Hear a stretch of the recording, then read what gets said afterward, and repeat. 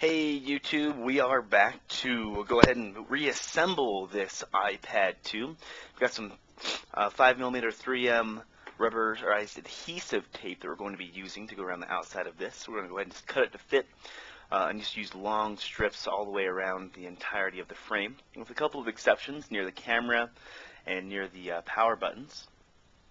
I'm going to stick it in and run it as close to the side as possible. The trick is you don't want it to go up the bezel at all. That'll cause your new screen to warp up a little bit, and you want it to have a nice flush fit. We're using a razor blade to cut into the corners and slide it into the bezel and slide it around the corner, and that'll give you a nice flush fit with adhesive all the way into the corner so it sits nice and flat when you reapply it. And go all the way around the LCD as we do this. Down here at the bottom, we're going to go from the corner here all the way into where the home button sits, but we're going to stop a little shy of it and pull it back and just cut it. You can see where there's a little bit of a change in the way that the metal looks here. So stopping just a little bit short right before it goes into that indent by just a couple millimeters. And the same thing on the other side. We'll go ahead and place it all the way down through. Using just the remainder tape that I had there, and we'll cut this to sit flat. And you want to put a little bit of adhesive over the Wi-Fi antenna here to make sure it stays down.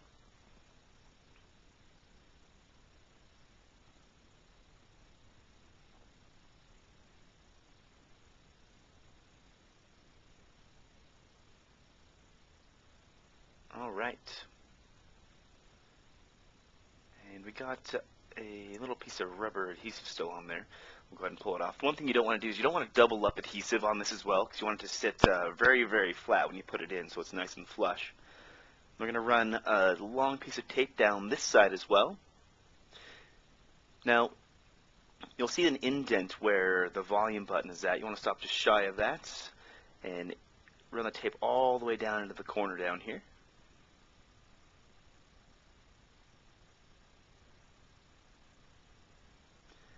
And we'll cut a little piece to fit right down here at the bottom.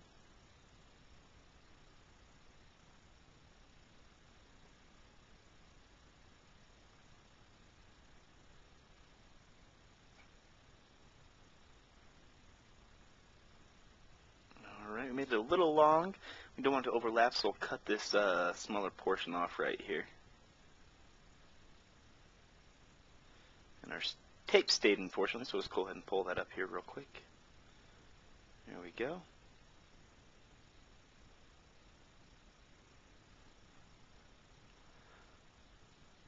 I'll put a little bit bigger strip right down this side on the interior portion here. I have some smaller tape. This is some 2mm that we'll be using to go over just right above where the volume button sits. That way we get the frame to stick down nice and tough.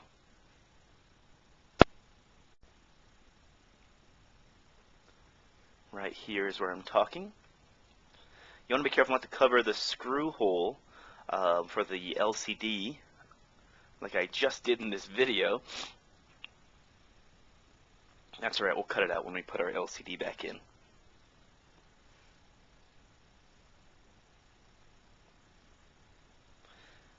Put a piece right into this corner as well.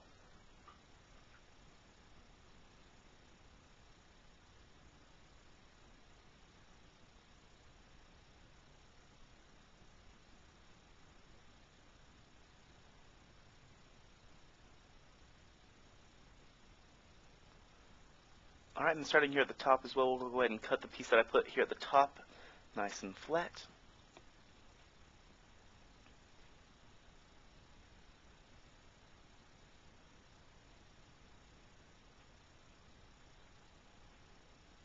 This is some pretty strong tape, so you have to put a lot of pressure into it to cut.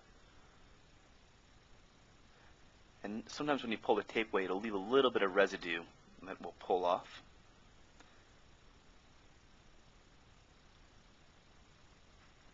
Now the trick at the top up here is you don't want to go over the black camera area. You want to be just a little bit short of that.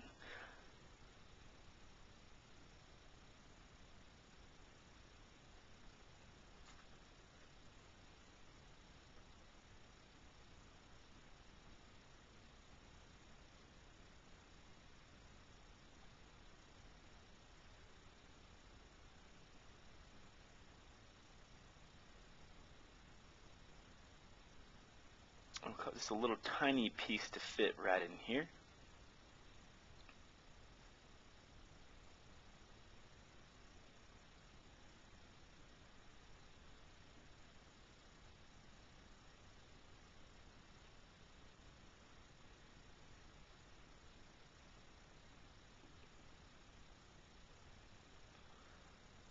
All right.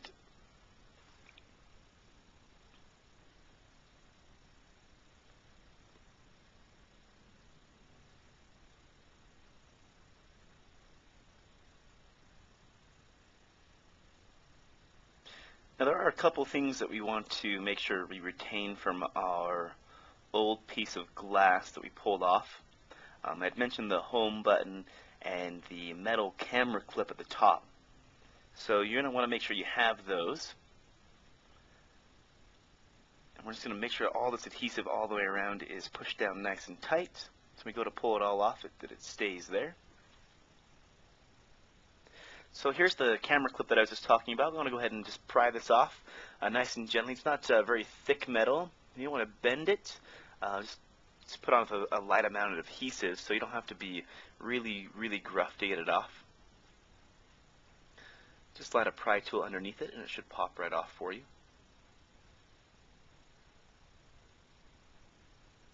Just insert it into here. And here's our home button assembly. And what basically we're going to do is we're just going to cut it off the glass. It's just adhesed down with some double-sided adhesive here. Be careful not to break it. You'll see two screws on it that the home button. Don't worry about disassembling it. Those are just to help keep the gold contacts you see right here in the back of it into the new area. So we're just going to slide that through. You can see that it's not extremely difficult to get underneath it.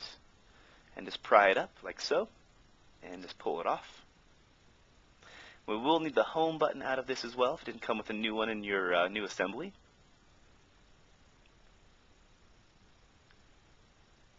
It is adhesed down here at the bottom, so just a light amount of pressure to pull it out.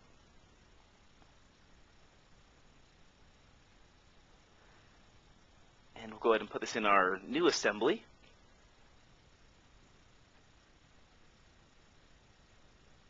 You want to make sure it's lined up nice and straight. And you want to pull the adhesive off this old button to make sure you get a nice full contact.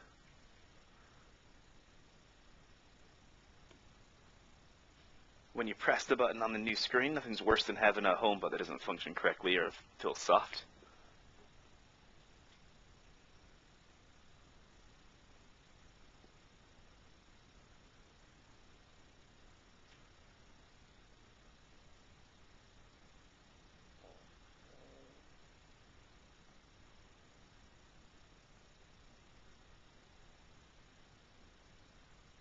I'm just going to put a little bit of that same adhesive around the frame onto the bottom of the button here.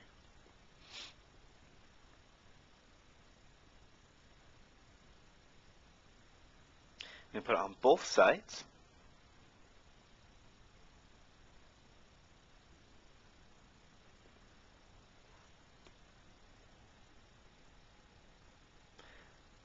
All right. I'm just going to go ahead and take the adhesive off here. Just remove the adhesive off the back, and you want these two little gold connectors to line up on the ones on the iPad. If you set them roughly right where I'm at here, just a little tiny bit below the actual digitizer portion of your new LCD, there's a button on the back of the, if you look right in the center of the little module, though, you see a button. You want to line up almost dead center with your new home button. It doesn't have to be exact as the pads are pretty big. and we'll test it.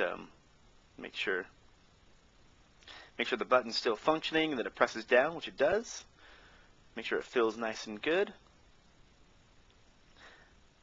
We're going to undo our digitizer cable here.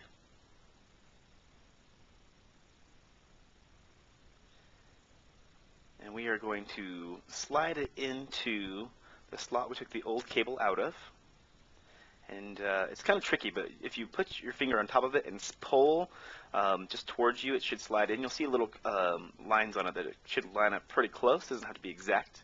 Then you need to flip the little connectors back down and be gentle like you were when you pulled them up, and just get them to snap back into place. That'll get your digitizer to sit in there nice and snug.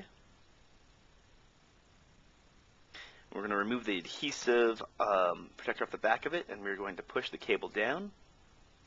And we want to push the cable up and into the corner here, because the digitizer cable should sit kind of underneath the screen and then come back out. Underneath the frame, I believe, is what I meant to say. Just like I'm doing here.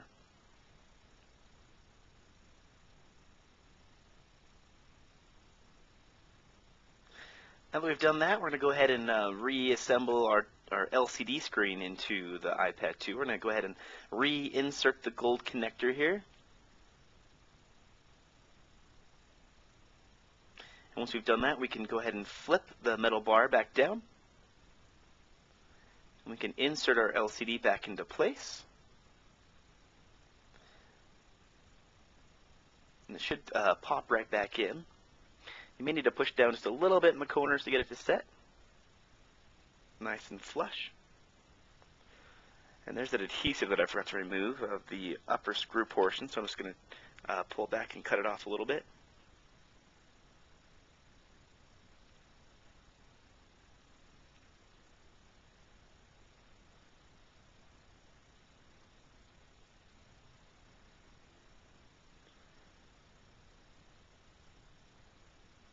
Put in our bottom screw.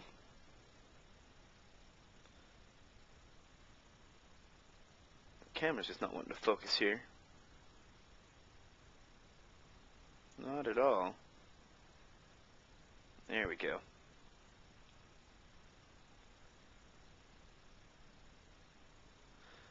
Put this screw back in down here as well.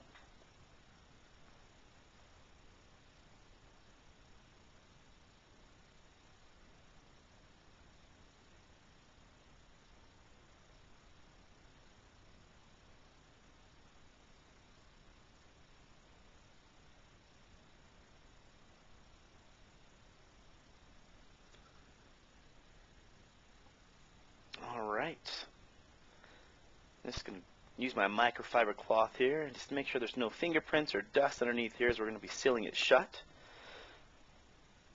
We'll just blow on it a little bit and dust it off. You can use one of those little baby suction things. If you've ever seen those, I use them to like suck the nose out. You can use those. Those work great for this. Sometimes when you blow on it, you spit on the screen a little bit, which is not great either.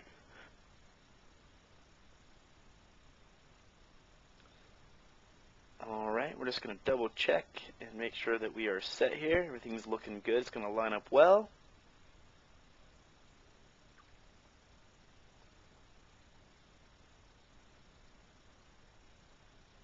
Oh no, we are dead. No battery, so we can't test this screen, unfortunately.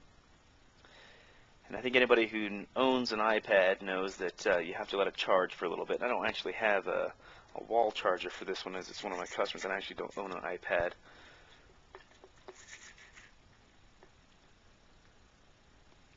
I actually prefer I have an Asus TF701, the new transformer. But oh well, not functioning for us. But I've done this a few times, so I know it's going to work out. I'm just going to clean, make sure that it's nice and dust free. I connected a charger here. We'll just double check at the end, see if we've got enough time to start up.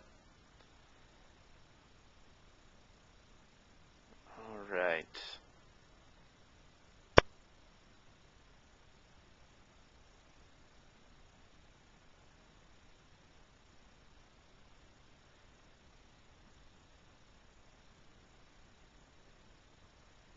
we're going to start doing is remove the adhesive covering off, and we'll get ready to start getting ready to lay this down. We need to make sure we pull off all of it. We want it to stick down nice and tight. Now you will see my screen change here. Unfortunately, my camera battery died in the middle of this. Apparently took too long, and I didn't pay attention to my battery level. So you'll see my screen kind of blink off and on as I splice the two videos together. Just going to lay this over so we can pull the long strip off this side.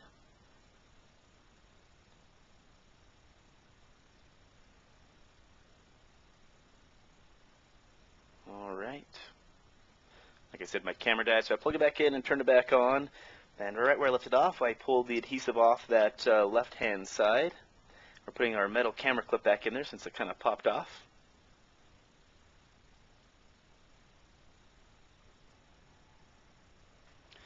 We're just going to double check and make sure there's no dust in here as we're going to get ready to really adhese this down.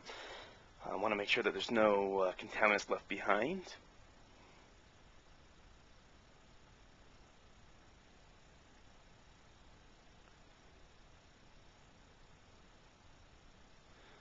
Blowing it just a little bit. I always seem to find that I leave fingerprints in the corners of the LCD, so that's the key place to check. I definitely don't want to have those. And make sure you take the plastic coating off the underside of the LCD. That is key.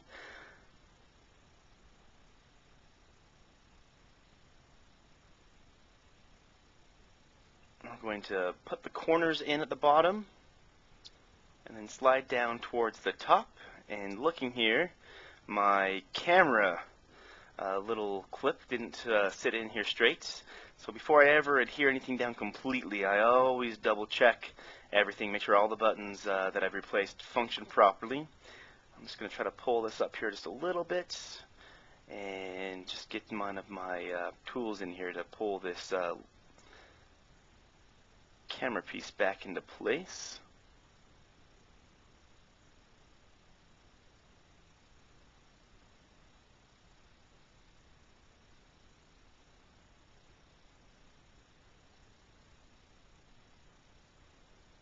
Alright, there we go. We're looking good. Alright, now we can lay it down nice and flat and make sure that the metal isn't showing through.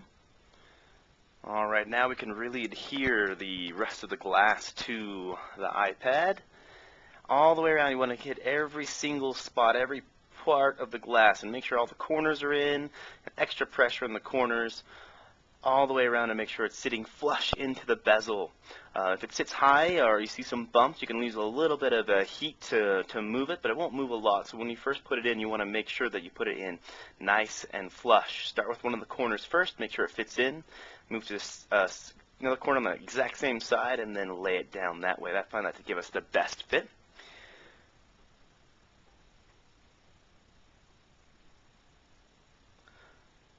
Alright, we are looking good. Now I tried to charge it for just a little bit. We'll check and see if it's going to power on for us here real fast. It will not actually. It's still too low, so I can't test it and show you, but I know this will function properly as I've done a few of these. Well, I want to thank you guys for watching this video. If you find it helpful, go ahead and hit the like button at the bottom there. And subscribe to me. I have a few more videos coming up, some liquid optical adhesive repairs on Note 2, possibly an HTC One as well. So thanks for watching, you guys, and I appreciate you keeping a lookout for any of my future videos.